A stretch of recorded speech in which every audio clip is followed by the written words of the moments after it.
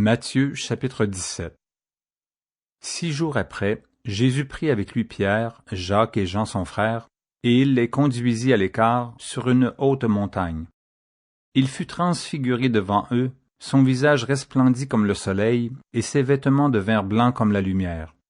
Et voici, Moïse et Élie leur apparurent, s'entretenant avec lui. Pierre, prenant la parole, dit à Jésus, « Seigneur, il est bon que nous soyons ici.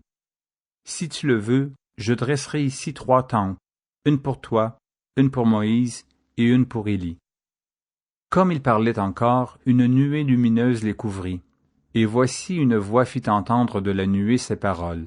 « Celui-ci est mon Fils bien-aimé, en qui j'ai mis toute mon affection. Écoutez-le. » Lorsqu'ils entendirent cette voix, les disciples tombèrent sur leurs faces et furent saisis d'une grande frayeur.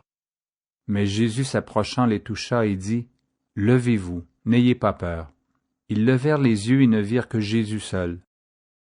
Comme ils descendaient de la montagne, Jésus leur donna cet ordre, « Ne parlez à personne de cette vision jusqu'à ce que le Fils de l'homme soit ressuscité des morts. » Les disciples lui firent cette question, « Pourquoi donc les scribes disent-ils qu'Élie doit venir premièrement? » Il répondit, « Il est vrai qu'Élie doit venir et rétablir toutes choses. Mais je vous dis qu'Élie est déjà venu, qu'ils ne l'ont pas reconnu, et qu'ils l'ont traité comme ils ont voulu. De même, le Fils de l'homme souffrira de leur part. » Les disciples comprirent alors qu'il leur parlait de Jean-Baptiste. Lorsqu'ils furent arrivés près de la foule, un homme vint se jeter à genoux devant Jésus et dit, « Seigneur, aie pitié de mon fils qui est lunatique et qui souffre cruellement. Il tombe souvent dans le feu et souvent dans l'eau. Je l'ai amené à tes disciples et ils n'ont pas pu le guérir. » « Race incrédule et perverse, répondit Jésus, « jusqu'à quand serai-je avec vous? Jusqu'à quand vous supporterai-je?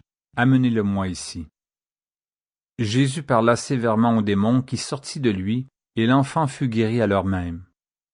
Alors les disciples s'approchèrent de Jésus et lui dirent en particulier, « Pourquoi n'avons-nous pu chasser ce démon? » « C'est à cause de votre incrédulité, leur dit Jésus. Je vous le dis en vérité, si vous aviez de la foi comme un grain de sénévé, vous diriez à cette montagne, « Transporte-toi d'ici là », et elle se transporterait. Rien ne vous serait impossible. Mais cette sorte de démon ne sort que par la prière et par le jeûne. Pendant qu'ils parcouraient la Galilée, Jésus leur dit, « Le Fils de l'homme doit être livré entre les mains des hommes, ils le feront mourir, et le 3e jour, il ressuscitera. » Ils furent profondément attristés.